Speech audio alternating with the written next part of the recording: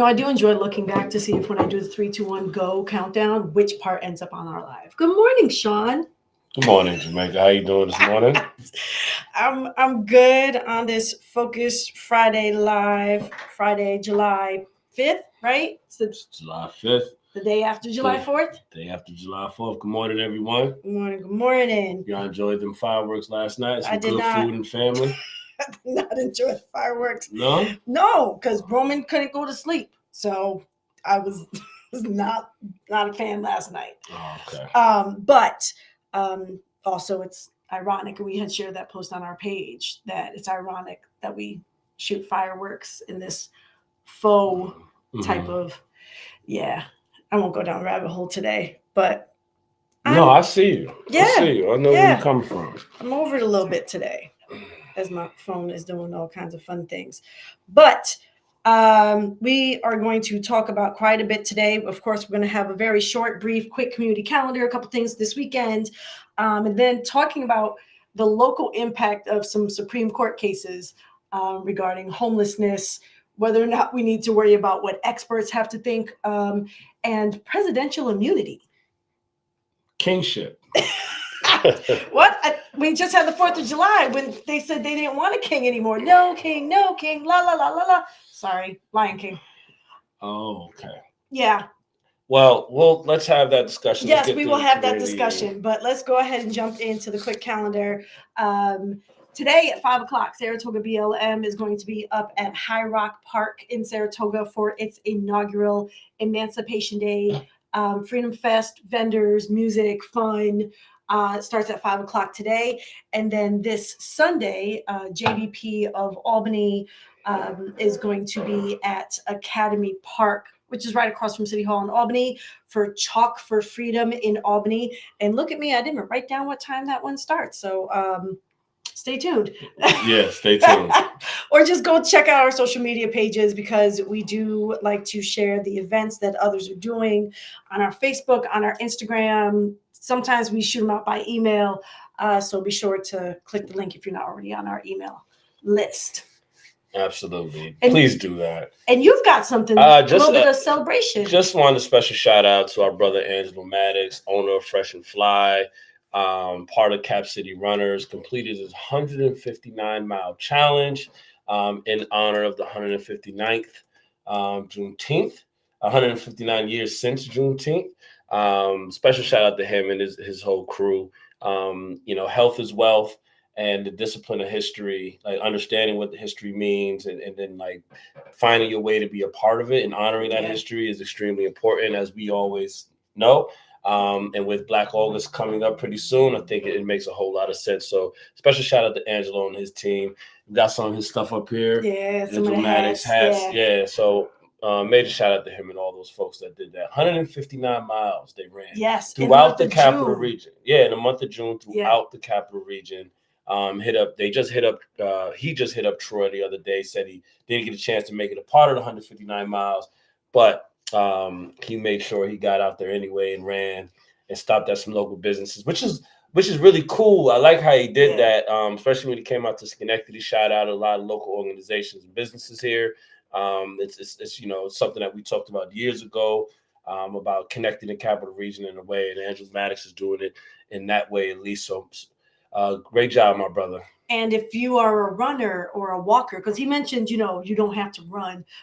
You're looking for a little fitness crew, check them out. What is it? 518. Cap City Runners. There it is. We run the 518. That's what they say. We run the 518. And thank you to Laura, who dropped in the chat that the JVP Chalk for Freedom on Sunday is 3 to 5. All right. Appreciate you. Thank you, Gloria. Teamwork Thank you. is dream work. That's right. And as always, if there are other community events that you know about that are coming up, please share them with us. We can't possibly know everything if you don't help us know what's going on in our local communities, because we try to help people lift up their voices. It's the collective work. It is the collective Focus Friday. Let's get it. Which is another reason why we spend the time watching and listening to and reading through things that other folks maybe just don't want to. Yeah. Such as Supreme Court rulings, where recently, and we're only talking about 3 in a very I say general and I don't want to say superficial, right? But it's not going to be a deep dive on all of the legislation and all of the language. I feel as if one of the things we try to do is make things accessible for folks to have a little bit of an understanding about what's happening at state, federal, international levels, and how it can or will impact us locally. That's right. We talking from a different kind of perspective and angle, man. Absolutely. We're gonna offer, I think, ideas, thoughts that you're not just gonna hear from mainstream media. And this is an important part of just us having this morning, to come and talk to the community about how we're feeling about the ever changing world impacting the city of Schenectady, Capital Region. Absolutely. So here we are about to dive into some of the Supreme Court rulings. I'm just trying to make sure I get all my little sidebars up and everything on the screen. Looks really cute. That's all right. And the first one that I want us to start with is the ruling on the homelessness. Because it really is straightforward, and there's not, I think, anything that is too technical about it at all at any level. And simply that the Supreme Court said homelessness is now illegal. Period. I mean, it's been treated by many municipalities and for many years bordering on criminality. They're often people that are homeless are often harassed by police throughout many of these communities. But now they have from up on high, from the highest court in the land, that is actually can be charged with criminality to be homeless. What does that mean? For the millions upon millions of people in the country that are facing housing insecurity, or folks that are on their way to maybe potentially being homeless because of the state of the economics in this country, jobs, etc. I mean, so many folks are just one paycheck away from being homeless. That's right. Right? So this does impact a large group of individuals in our local community as well as across our nation. As you mentioned, homelessness has already been criminalized. That's not something new. Saratoga Springs has a long history of shooing people or arresting people because business owners feel as if it is detracting from potential business they could have. Eric Adams in New York City already removed benches from subways, which doesn't just impact homeless people who may use them to sleep, but also any physically differently abled individuals, or heck, a pregnant mom wants to sit down before she gets on the train, right? So there have already been tools and tactics that have been used to discriminate against and impact the homeless community here in the city of Schenectady. Up at Veterans Park, there was a gazebo that was often used for years for housing insecure and homeless folks. Not necessarily to sleep in. Yes, sometimes I saw folks sleeping in there, but for a multitude of things, they removed it. And now the Supreme Court's ruling allows for the arrest and prosecution of individuals for their state of homelessness. So if you are poor, if you lost your job, if like any of the potential impacts that someone can have in their lives, not necessarily due to something they did wrong, right? There are some individuals who face homelessness because they are actively using. That's a medical health issue, not a criminal one, which has been a long discussion. But now those same individuals, if they have mental health issues and for that reason are homeless. I'm just trying to figure out, what is it actually? I mean, we're talking about an expansion of incarcerated people, right? We're talking about, because this is what the AP Associated Press wrote about. It says the justices found that cities can enforce bans on homeless people sleeping outside and in public places. The majority found such laws don't violate the constitutional prohibition on cruel and unusual punishment when shelter space is lacking. The opinion overturned an appeals court ruling that applied to 9 states in the West, including California, which is home to 1/3 of the nation's homeless population. So cities can enforce a ban on sleeping outside and in public places. How does that? I think the other piece that I hope folks take from this is the opportunity for localities to say they won't do it, right? City councils, county legislatures, townships are able to adopt policies, practices that say, in regards to housing insecure or homeless individuals, this is how we're going to proceed, and be very transparent with the people that they represent about whether or not they are going to accept this egregious act by the Supreme Court and enforce it. And so that's one of the things that I'm going to be looking for from Albany, Schenectady, Troy, Saratoga. Will there be an increase in the harassment and arrest of housing insecure folks? Will there be a change to policies and practices, either within the government, the legislature, or within the police department?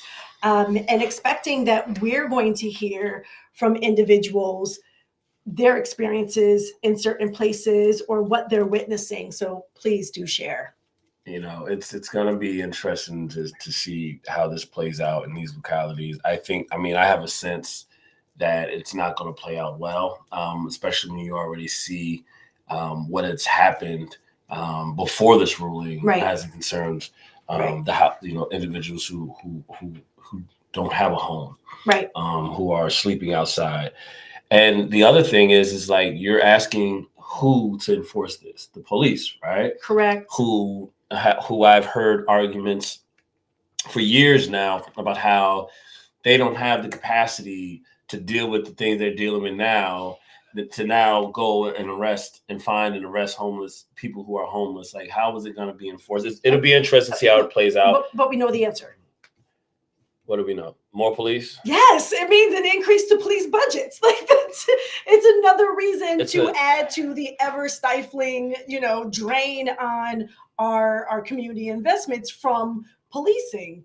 It's another example of us kind of working a bit backwards and not ever looking at the symptoms of something and not actually addressing the root causes, which leaves us in this perpetual kind of state where we never actually absolve, because if homeless people that are facing homeless, living homeless, don't have a place to go, they're there for a reason. And oftentimes, I think when you're sending the police after them, you're pointing the reason at them and not understanding maybe how they got to the position they're in, and then repairing that or helping them repair that so they can live the kind of life that they deserve, right? And there's a deeper conversation about what does housing need to be and what does it mean?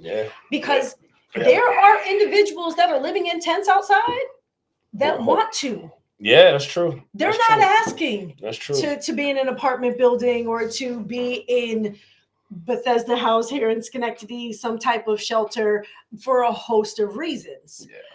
So there is that other conversation about what our expectation and societal pressure to what is allowed and acceptable and appropriate and why. But for the time being, we do have to worry about the ongoing and what we're expecting to be increased criminalization of poverty in the United States, and for us to be on the lookout here. And the Supreme Court, because it's not enough that we're just going to, say, hey, go ahead, arrest the homeless people. They're still going to be homeless once they get out, if not more so. But we don't need to ask any expert on any issue about anything. So the judges talking about the other Supreme Court ruling, just to make sure following. I was going to let you know. I was definitely going to let you know that, these judges said, hey, go ahead, arrest homeless people. They then said, and by the way, judges can make decisions instead of experts in any field. And this is specifically the ruling against the Chevron deference. Again, not going into details, but there was a previous ruling 40 years ago. That made it very clear that the EPA, right? Their role and responsibilities to be experts in the environment. The same way medical doctors would be experts as it relates to medicine. That if there's an oil spill, you don't ask the corporation how it should be handled because they're not experts on the environment. Well, not anymore. Because of this ruling, now judges don't have to, but can simply make a ruling without relying on any experts in any field for any reason. Can overrule the experts. Right. Yeah. So, if the EPA says... So non-experts in a particular field can take a look at a case. And let me just read from the AP what they wrote real quick. So the Chevron case overturned was a case that was over 40-year-old decision that was overturned, that has been cited thousands of times in federal court cases and used to uphold regulations on the environment, public health, workplace safety, and consumer protections. The court decision, colloquially known as Chevron, long targeted by conservatives and business interests, called on judges to defer to federal regulators when the words of the statute are not crystal clear. The Supreme Court held that judges, not regulators, should decide the meaning of federal law in every instance. Interesting that the case it centers around expert opinion, someone who has studied years around the environment, around worker safety, OSHA laws, about how to protect people in the workplace, made it their career to do so. Many of them are now not able to have the power to regulate the workspace, regulate the environment. That power is now in the hands of our judges. I find it interesting. It's a little bit of a double-edged sword, though. I don't think it says maybe it's clear cut in the way that we're thinking, because what had been happening for years, especially more recent years, is that as soon as the next administration comes in, they would take out all the directors and leads and then have to replace them with others who are more sympathetic to that party versus the other party, which you find, which ends up being very ridiculous. This is more recent years that this has been happening more blatantly, but it's definitely a slap in the face to the people, because these regulators protect us from the corporate interests in business and toxicity, et cetera, right? Safety and all. Yeah. The role is that an expert in any field, and you're right, that Democrats get in office and they appoint who they want to be the heads of these agencies. Republicans are in office, they appoint who's the head of these agencies. And still, in theory, they're supposed to have some level of knowledge or understanding of the agency that they are heading. And there are other people that work within that agency too. So while there is bias amongst pretty much everything that we experience, there was at least some knowledge in some cases, because our Department of Education had a horrible leader at one point. But now it is even more blatant to say, go ahead, appoint whoever you want to, because as long as you put the judge in the seat, which we watched Trump do, and make appointment after appointment after appointment, and really use his power to gain control over that part of our country, the judge will decide. As we are now seeing with the Supreme Court, even that piece, those judges who were appointed under Trump's leadership, are very much doing the things that he asked them to do, that he was clear were his goals during his administration, and even without being in office. They are still moving forward his agenda. So now that the Supreme Court is giving lower courts even more power, and businesses will hire lawyers to argue, hey, this is why we don't have to clean up all of the Hudson or the Mohawk River for as many years as they said, because we don't wanna. Or this is why we don't need to worry about certain parts per million in our water. It's not that bad. So Hoosick Falls is still dealing with the aftermath of that polluted water. And what does it say if the EPA can't tell you, hey, this is why these people have cancer and have a higher rate of infant mortality and all of these reasons? It's connected to the poisoned water. Yeah. Because when we're talking how federal decisions have local impact, I want to make sure people hear directly what that looks like. That's right. That's right. And I mean, listen, you know, if I could just take it down a notch, you know, because it's a high level conversation in a lot of senses to make those connections, and you're doing a really great job of it. I appreciate that. When I think about kind of like, you know, what's in our food, FDA, right? And I think about Federal Drug Administration determines the level of safety. When I think about like what's in our air and like, you know, how we can rely on when we open up a can or whatever, like it's not going to have, which is already problematic. Exactly. It's, you know, vehicle safety, blah, blah, blah, all the way down the line. It's very interesting that one, we ain't doing great already. Right. So we're going to go from not doing great to potentially even worse. To worse. So for profit. Keep an eye out, you know, for those cans of soup y'all gonna be eating. Yeah. We'll see what happens in a couple of years. Look out for what happens when we no longer are saying, hey, we're recalling a certain batch of spinach because there was E. coli. Yeah, exactly. But instead, like it's far worse. To your point really quickly, there's food that the U.S. consumes that is banned in other countries because of its side effects and how unhealthy it is. That's right. But now the experts that already were passing through, and for different reasons, because the understaffing of the EPA and other agencies is a whole nother conversation. We were already at risk. And now the for-profit corporations and organizations have that much more power. Have that much more power to make it happen, because they already had enormous wealth for all of those lawyers to fight and to argue and do all of those things. So it will be in the courts unless it's in the streets. But that's, you know, all right. That's another. Let's get to this next case. Let's get to the fun one. Let's talk about the president. What's going on with the president? I mean, it's not just this president, but any future president now has been given in his official capacity immunity for any crime that is done in his official capacity. So I led with the official. I know, capacity. But I feel like I just want to make sure folks are understanding and hearing.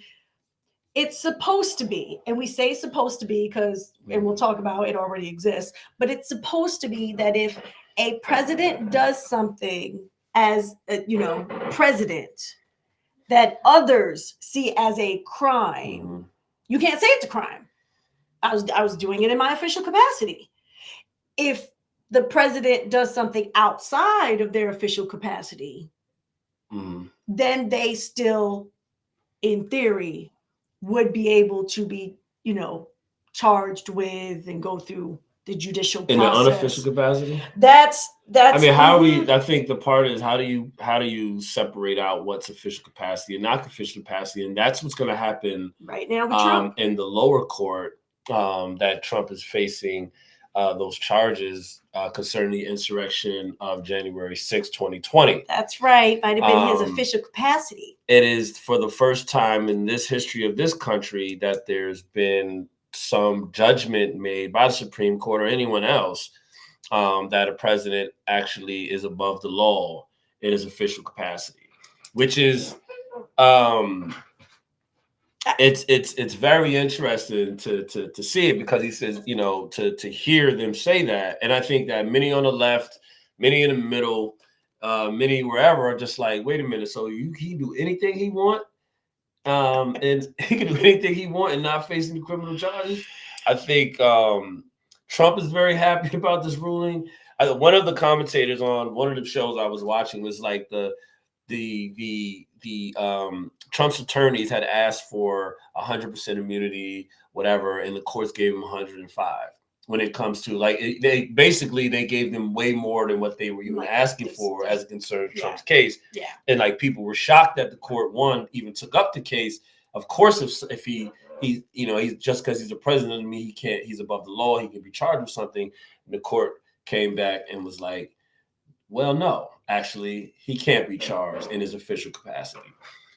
So I find it interesting, and I was just looking at it again, that this ruling came down just before the 4th of July, that creates an avenue for kingship in the United States. Yeah, potentially, right? Or at least dictatorship. At the very least, I mean, fascism is real. It's again another conversation for another time about the trajectory of this country, and are we witnessing the end of an empire? But in the meantime, the Supreme Court made a ruling. There are folks that believe this isn't a big deal. This was already happening. What are we all fussing about? The president already could do whatever the hell he or she wanted. Not that there ever was a she, but they could do whatever they wanted. So why do we care that the Supreme Court said, yeah, we agree? I mean, because now it's rule of law. That's why it matters. Because I mean, at one point you can imagine, that whoever was holding that office had some sense of like, wait a minute. I mean, I might want to do this, but like this, you know what I mean? This may be too far, right? There's some check and balance in the great powers that the president of the United States have. When they have great power in that position. And now that's gone. But I get what I feel the sentiment comes from. You can say, man, the president is doing what they want for whatever. But can't Congress then impeach the president? I mean, that's the argument being made by the right, that Congress can impeach the president if he, which is basically, they can oust him if both sides of the House agree. But if you look at the political environment, we're so polarized, between these two parties that it's unlikely, that would even happen. You've seen the Republicans that come out and support anything that Trump says or does, no matter what. No matter how ridiculous it is, immigrants taking black jobs, and no matter how insane it might be, or how harmful, and more importantly, it might be to the communities that we all live in, they will support him no matter what. So it's like in that kind of space, if like a president could run unchecked, right? Because there is no one that's going to check him in Congress, and that is the concern. And anyone who hasn't actually read the Declaration of Independence, now's a good time. Yeah. This document that both the left and the right say is so important to this country and the founding and its morals, and it does call indigenous people savages. So that's in there as well. It was signed by 56 individuals, 41 of which were actively enslaving people at the time that they signed this document talking about liberation, freedom, and tyranny. Right. All in one breath. Yeah. And so while we move forward, born out of hypocrisy, we move forward and do have an expectation of things getting better, not worse. Mm-hmm. One, this is why these conversations are important, so that we can help to share information with folks that may not otherwise actually be aware that it's happening. Two, to give space to talk about it doesn't have to be this way. And there is a history of how change happens. That's right. And we talk about that all the time. We'll talk about that another time, but it's the people. It's the people. Listen, it's always the people. I just want to say this because it's on our social media page. It's this interesting fact that this country, fought a revolution over tyranny, right? The Boston Tea Party, where those revolutionaries poured tea into the ocean and rioted and all of that. had an uprising in their moment in Boston, was over 2% tax. 2%. Right. And how many taxes are we facing now? How much of our costs are constantly rising? How much are the rich continually to get richer off the backs of the people? They went hard for 2% tax and lack of representation. What y'all gonna go hard for? Yeah. You know what I mean? What we doing? What is we actually doing? I'm not saying, like are we even paying attention? Like, we don't have to accept it the way things are, right? Because the tyrant will only do as much as is tolerated. Exactly. And so it is why it's important for us to find opportunities to lift up voices, to make sure folks have access and opportunity to be civically engaged at their local, state, and federal government levels. That's right. Everyone does not need to do everything, but every person should do something. And you're not alone. You're not alone. If you're sitting in the house right now, or you're sitting at work, and you're struggling to pay your bills, and your rent just went up, and you're seeing the writing on the wall, and the struggle is going to be in the next year, 2, 3, 4 down the line about how we're going to actually, like, middle class is now near 6 figures. Like, if you're not making that kind of money, like so, it's just the costs are going up. It's something we need to have more conversations about, I think, because I think we're not the only ones feeling the pinch. Like I just said, we're not alone. Many people in the community are. We should have those conversations about where our dollars are going, which brings me all the way back to, like, why are we spending billions of dollars to help kill people across the world when we have so many issues right here in our country? Another great Focus Friday. We got to stay focused. Focus Friday. It's a great conversation with y'all. Thank y'all for tuning in with us. And we will be back to talk about those things, about how, again, we are a part of a global society. That's right. And our role and responsibility as the United States and those who represent us is something we are able to change to direct. That's right. So find out more about all of us. Our link tree, Untitled and Free, is in the chat and on your screen. You're able to find our Facebook, our Instagram, our YouTube. Sign a petition to free Palestine. Ceasefire petition. That's Ceasefire petition. Sign that petition, y'all. And it's the beginning of the conversation for so much more, just like you said, because the Congo, Haiti, and lots of other places need our attention too. Let's start those conversations, be informed and educated on the issues, and then join together for change. That's right. That's what we do. All right, y'all. It's Friday. Another Focus